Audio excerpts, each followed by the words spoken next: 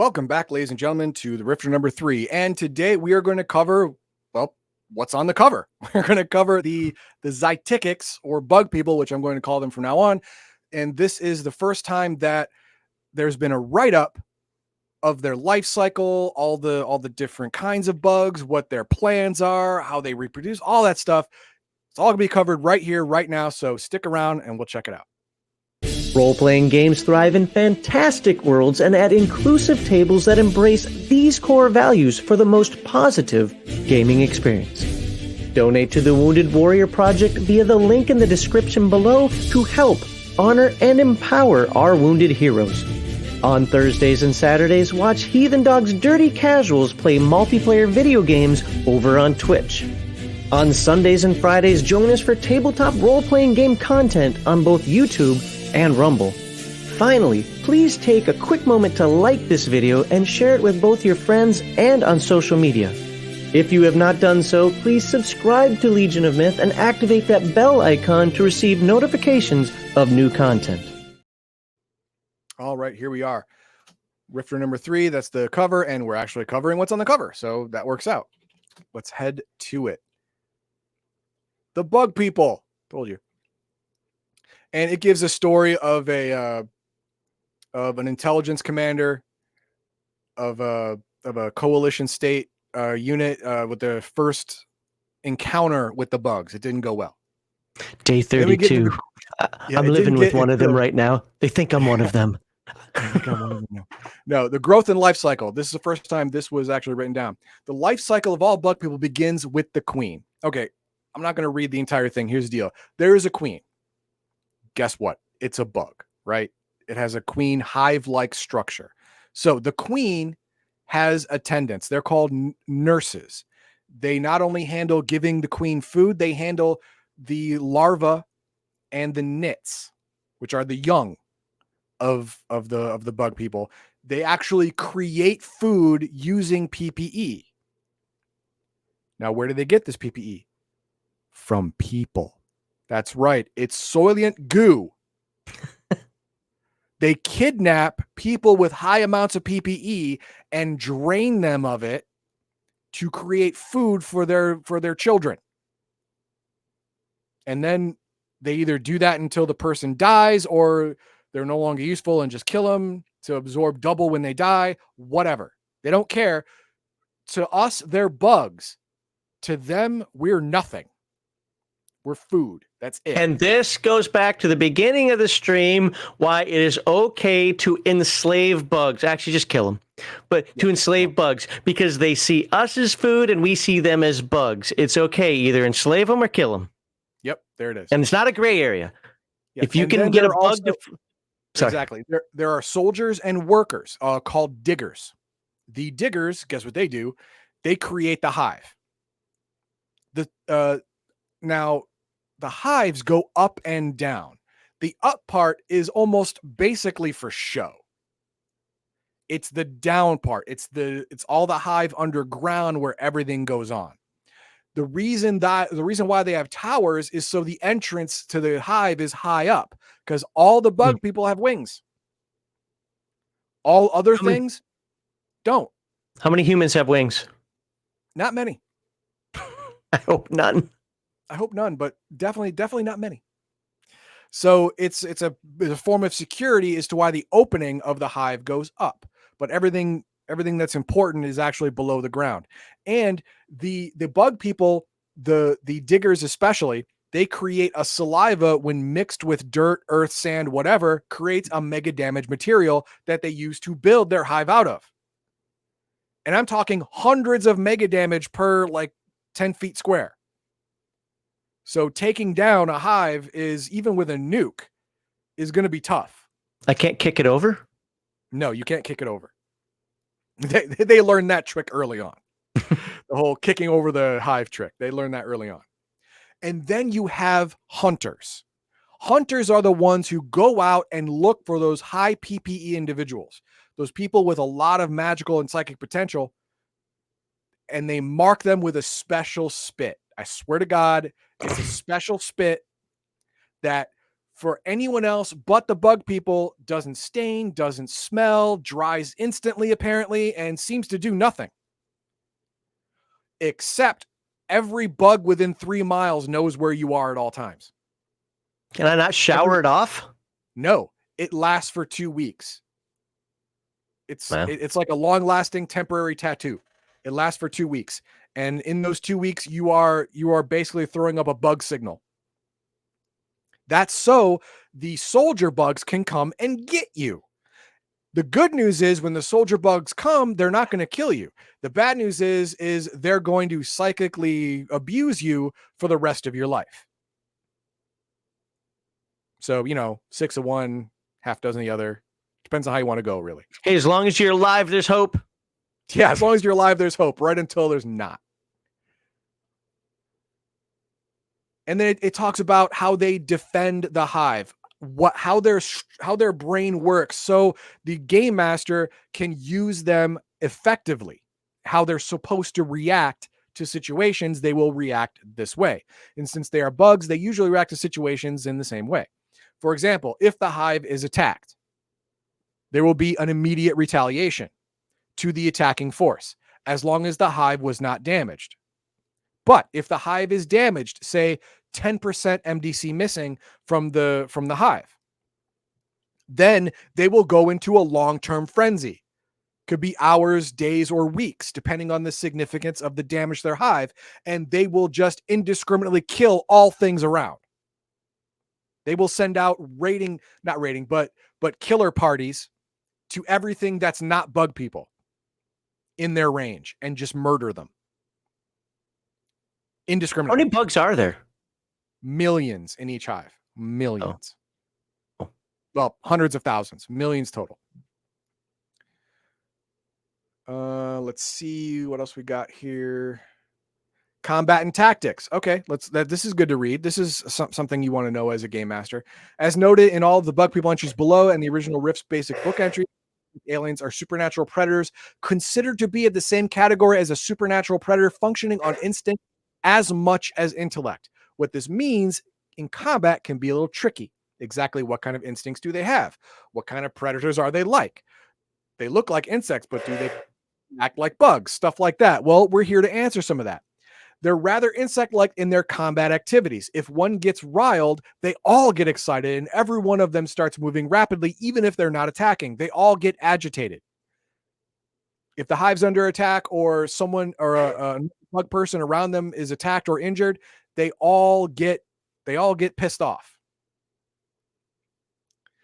This is general bug people behavior has been noted repeatedly in coalition battle reports. But some of them differ somewhat, especially the bug person hunter. Well, what I told you earlier, the hunter is the one with the special marking spit. It's the invisible equivalent of a bank die pack. That's basically what it is. So they go off, they have special sensory organs to sense abnormal for the area amounts of PPE inside a living individual. They will mark that person with a special spit, and then the soldiers will come and take it. That's the hunter's special attack. That's the hunter's special gimmick. That's their purpose. That's what they do. Now, if the hive is under attack, do they fight? Yes, they go with the soldiers and they fight with the soldiers. But under any other circumstance except that one, they do their own thing, which is looking for PPE sources to feed the young and the queen. Notes on raiding swarms. This is so far we have been discussing reactions. This is their actions. What if something big happened, like a major assault on the hive or a natural disaster that causes significant damage? Basically, it stirs up the hornet's nest. The immediate reaction will be obvious as hordes of warriors stream from the hive to repel the assault, attack the enemy, and resecure the area around the hive. Once the immediate excitement passes, the aliens will remain agitated for several days. 1d4 days for significant events, 2d4 for especially strong, weeks if the hive is significantly damaged, 25% or more.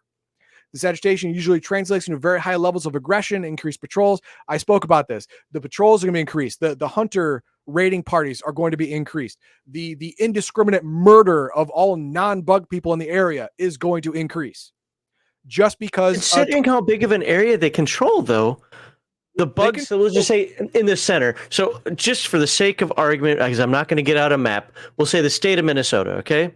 If I'm living somewhere in the middle of Minnesota, Brainerd, whatever, how are those bugs getting food? How are they getting this PP energy? How are they finding this many people to be agitated about? Okay, here we go. It actually spoke about that earlier. Thank you for bringing it up. That's something I shouldn't have glossed over. It also says here that the bug people can exist off of plant and animal matter alone, but they do not proliferate anywhere near as quickly if they don't have the PPE enriched food. Okay. So when they capture people with high PPE and they use them to make food, they can make the queen can make factors more larvae, and the larvae can be fed. A lot of them can be fed for a little PPE. Okay. That means my curiosity was like, I was wondering if they're keeping farms or something, or what they're doing. Because if there are millions of them, how many people does it take? And I'm not trying to grill you. I'm really curious about this. I understand. There are millions in Rift's Earth in total, but each hive is only 100,000 or so, or 200,000, whatever. When the hive reaches a saturation point, the queen can smell it. Mm-hmm. And then the queen sends out a pheromone signal to the nannies to create more queens. So some of the nits and some of the larvae, the young, are transformed into queens by the nannies, spiking their food with special growth hormone or whatever. And then those queens leave the hive to make more colonies, to make more hive colonies. Is there any civilization that's not Xiticix, whatever you say, bug people in that area? Like, I guess what I'm trying to say is my neighbors, like, I don't live in this town here, and then my neighbors are Xiticix. No, you don't. So, you're probably dead or moved away. They have to go pretty far out to go hunting for enough people. Okay.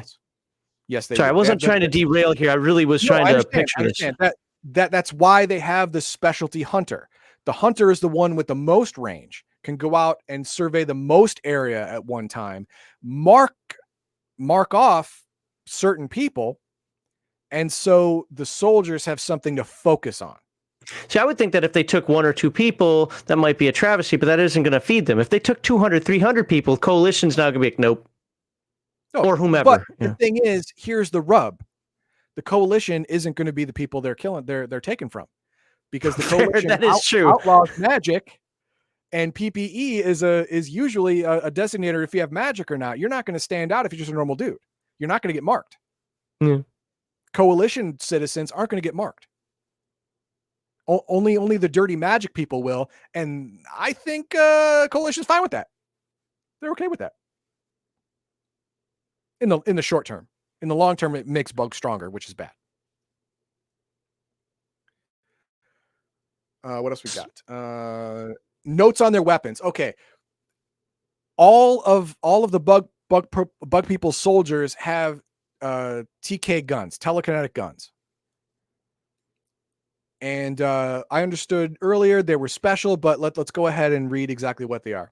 The ranged mega damage TK guns of the bug people are the same as they've always been, but now that these alien predators are properly classed as supernatural DBs with supernatural strength, their melee weapons are now considered MDC weapons.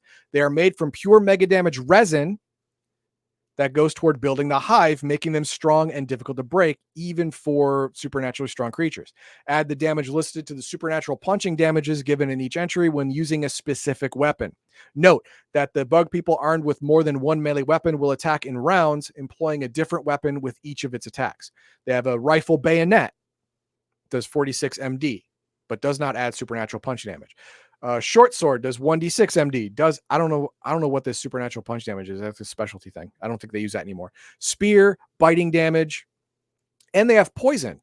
The bug person poison changes slightly now that damages are no longer SDC. When an MDC creature fails to save against the poison, it will suffer a loss of attack capabilities while vomiting and convulsing, losing 1 attack and with -2 strike, parry, and dodge for 1d4 melees. Repeated poisonings will extend the duration of disorientation, but will not increase the penalties. SDC creatures that are poisoned and survive the attack suffer double penalties, and with suffering -4 to strike, parrying, dodge, and vomiting for twice as long, and double duration. They also experience painful damage, 66 SDC. Okay, cool. All right. That's great. They have poison now. That's awful, but okay. And all of their special abilities now. Now they have extra vision, 340-degree field of vision, because they have the compound eyes, right? So they can only not see directly behind them. Infrared and ultraviolet vision. All those compound eyes have specialty eyes in them. Polar eyesight, specialty eyes. Hardened eyes, 10 MDC each eye. So if you want to target their eye, you got to do at least 10 damage. And because of their optic bonuses, they get +2 on initiative, +1 to strike, and +2 to dodge, because they can see better.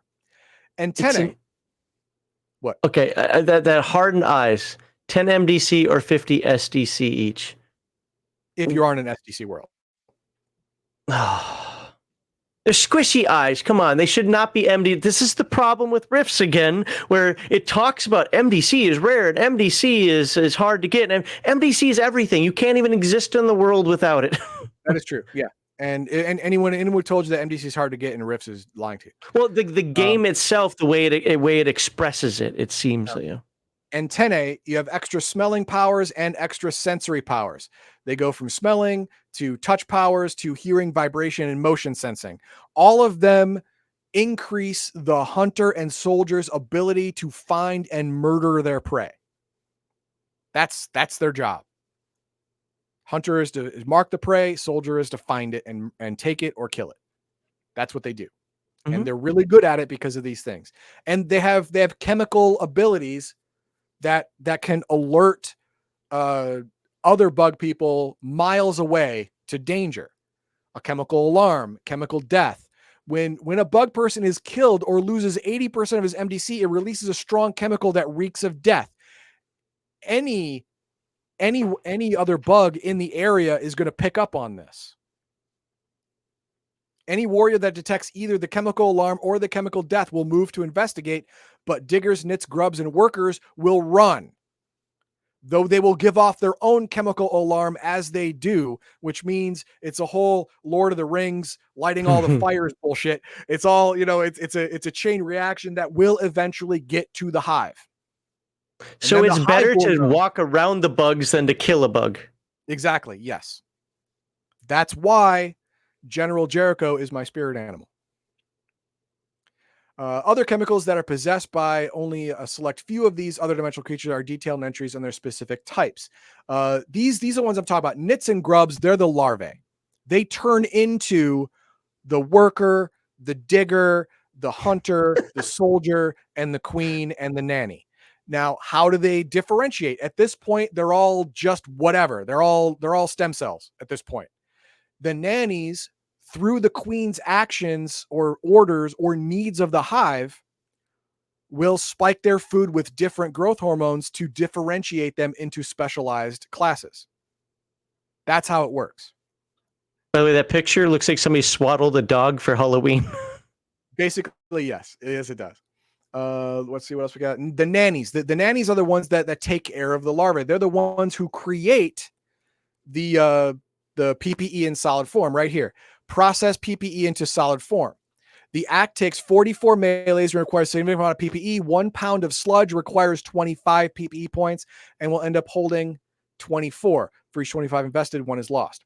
And each grub takes a fraction of a pound every day to feed. So you can feed a lot of grubs with very little, comparatively, very little PPE.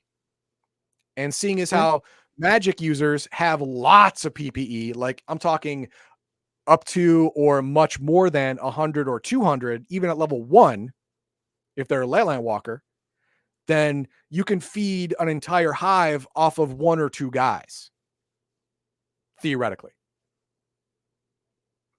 They can also spit acid like a hunter. They can make poison, and they have a call to arms chemical. The nanny has the emergency button, has the oh shit danger button. If someone actually gets to a nursery which has nits and grubs in it, immediately the nannies will send out this oh crap chemical. And every single soldier, worker, whatever, doesn't matter, drops what they're doing and goes. This is a problem that will destroy the hive. It must be dealt with now with everyone. It is an all hands on deck situation. Only the nannies have that ability. Wow, look at that bonus that it gives. Like I was reading that paragraph where you're saying that. So don't worry about the warriors because the warriors are already immune to fear, blah, blah, blah. Workers, diggers, yeah, right there. Workers, diggers, and grubs exposed to the chemical add 1 extra attack per melee round, plus all those other bonuses that he highlighted there. So you're already contending with the warriors and the hunters. Now you've got the rest of the hive that's stirred up and pissed. What's that? Even the warriors get one more attack. Does it? Others are less dramatically affected, but still excited. Other bug people are less dramatically affected, but still excited, which gives them 1 extra attack. Oh, wow. And +2 to all damage. Okay. So even though the first half of that paragraph kind of assumes differently. It is no joke chemical. Yeah. Wow. It is a no joke chemical. Yeah. Don't go after the babies. If you go after the babies, you better do it real quick, instantaneously. You better nuke it right away. Because if you allow a nanny to throw out one of those chemicals, then everything is now juicer bug person. I know somebody who likes to use high-powered explosives, effective nukes. There you go. That'll work. And then what else do we have? We have the queen.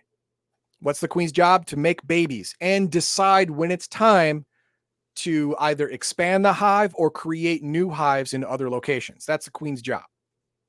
That's all she does. That's it.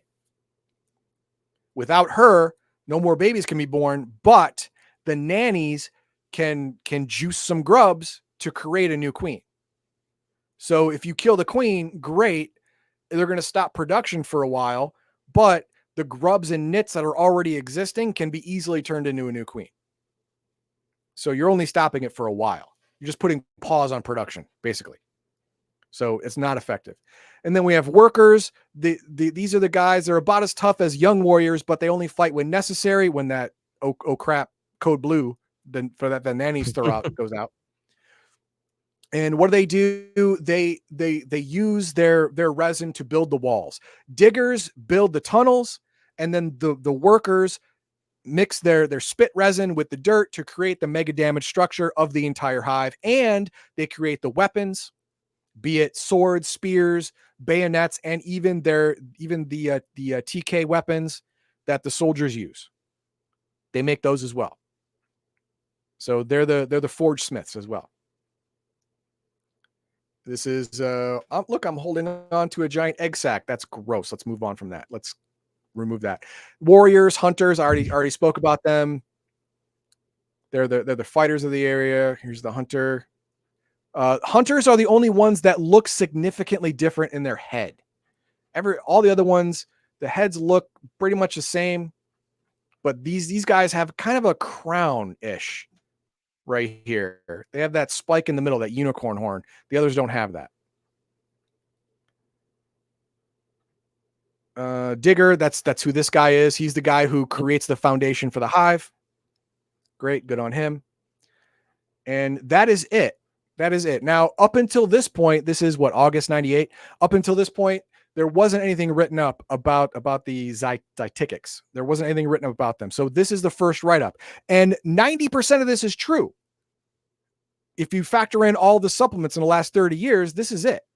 90% of it is true. So if you wanted to run the bug people in your campaign, you can spend $5 or less to get this book instead of $20 or $30 on one or two other books, and you're there. Plus you get all the other stuff that this book's come with. So like the spatial mage. Oh God, don't do the spatial mage. That's fanboy nonsense. Don't do that. So again, the Rifter proves its worth, where even though it may only have one really awesome thing that you think is awesome in the book, the other is at the very least gives you great ideas moving forward. Yep. So the Rifter proves its mettle yet again.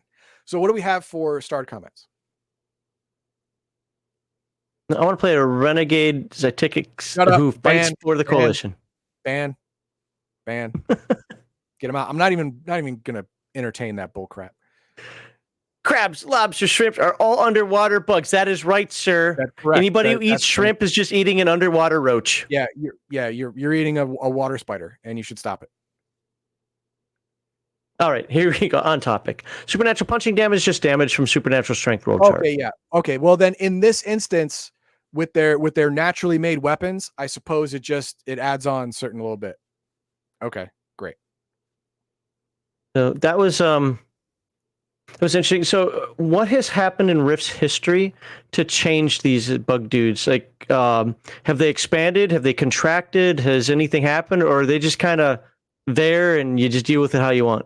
Well, now this was the first write-up, and it didn't talk about any expansion stuff. In the original Rifts book, it talked about the bug people, how their territory was expanding, but it didn't say how. It didn't say why.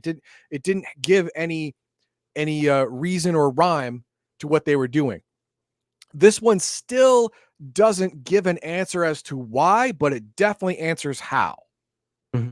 How do they do it? Well, diggers and workers, create, extra hive structures and make them MDC things. And they power rapid expansion by stealing living creatures with high PPE base to make superfood, to make more bugs much faster. That was funny. Much faster. And it gave the idea of expanding to creating other hives by the queen ordering more queens to be made, and then having those queens go out in the world to create more hives. So it gives in a 1998, yeah, we've got this in 1998. In 2024, has there been a significant change to them or no? Significant to the flavor? No, not even a little bit. But I believe there's one or two more kinds of bugs. Okay. So there's been no war to take them out, and they also haven't come across and taken out like half the United States or anything like exactly. that. No. There's been no socio-political nonsense that's significant, because the bugs have still not really encroached properly into anyone's territory yet, but they will. They definitely will. And the problem is that the coalition wants to fight them and kill them, but if they do that, then they're weakened to their enemies on their other fronts. That was the same thing with the Federation of Magic. They're like, they want to stop the Xiticix too, because that's just stupid, but they'll be weakened to the coalition if they go into a protracted campaign against these bugs, which is something that is going to have to happen. As a matter of fact, if anything is going to unify, at least temporarily, all of the governments and civilizations in North America, it's going to be the bugs. They're going to become a big enough problem to where everyone's going to have to give a white flag and go, okay, we're going to work together to do this first. Send in the mechanoids. They have no PPE. No, the mechanoids don't care about bugs because they're not human. I know. Yeah. The mechanoids are like, hey, bugs, how you doing, brothers? Okay, send in Archie. Okay, yeah. Archie's a thing, but he's nowhere close. Coast. Yeah, he's on the East Coast. He's based in Aberdeen, Maryland, so he's far away from them. He's mostly concerned with the Splugorth and slavers and stuff. Yeah. But I tried humans. I tried to save us from the bugs, but nope. Bugs win. Bugs win. All right, let's get this up here. That was good information. Like, I don't like bug people, but I don't think I'm supposed to like bug people. No, you're not supposed to. So, do you know what you're doing next week yet, or no? I do not. Okay. All right, surprise for next week. But in the meantime, like, subscribe, share, and there will definitely be more Rifters in the future as we keep going through them one by one until we finally make it to the end or die trying.